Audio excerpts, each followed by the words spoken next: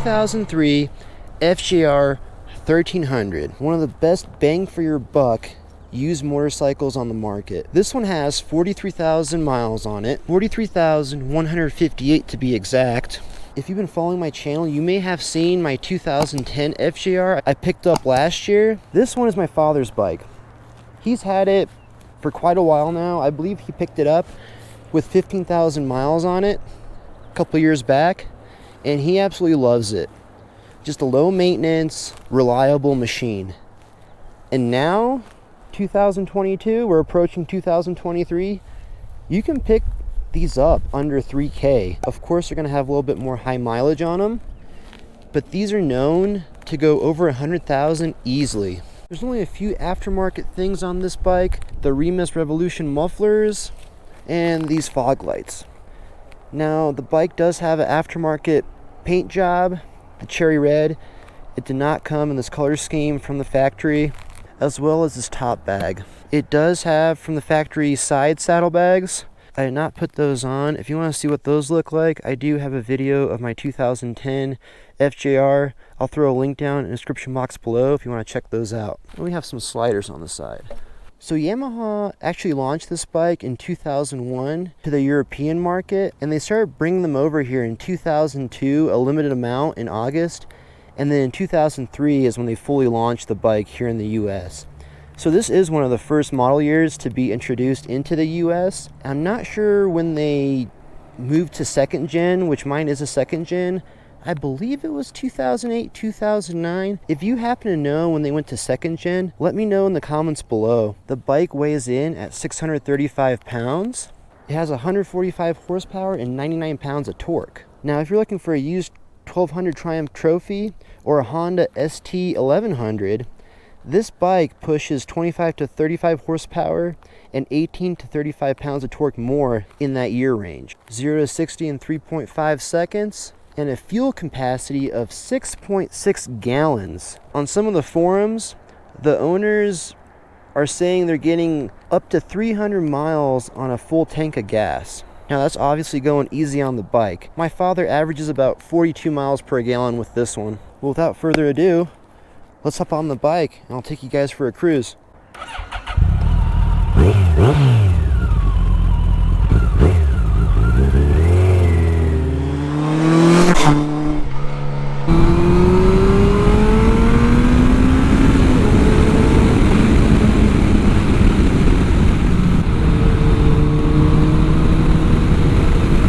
His front forks on this one are a little bit soft. I got mine set up to be a little bit stiffer. Off the bat, I noticed that this first gen does not have a gear indicator, which mine does.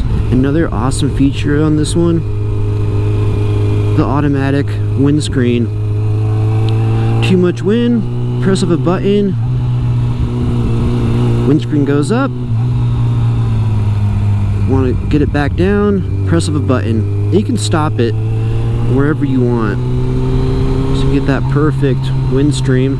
I'm 5'11" and a half, and with these risers, my sitting position, I could ride this thing all day.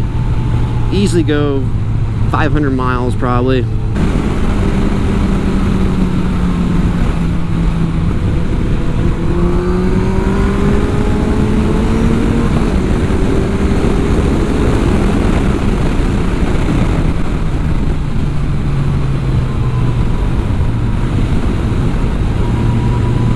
Do one more pull going up. We do it from a stop.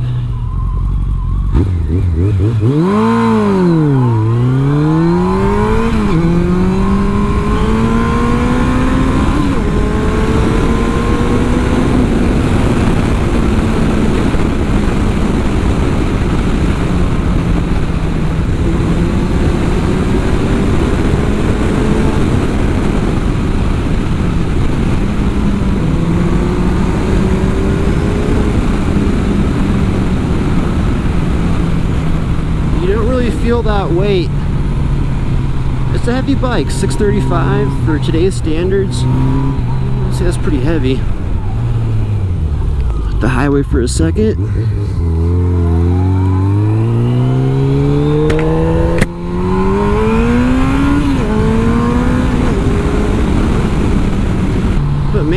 fun. You could pick one of these up for under $3K. I highly recommend it. You're gonna have a blast on it.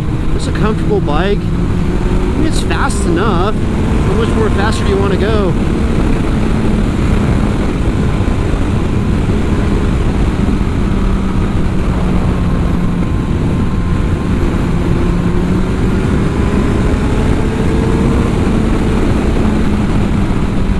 They do recommend to have the valves checked every 25,000 miles on this. Let's flip around here.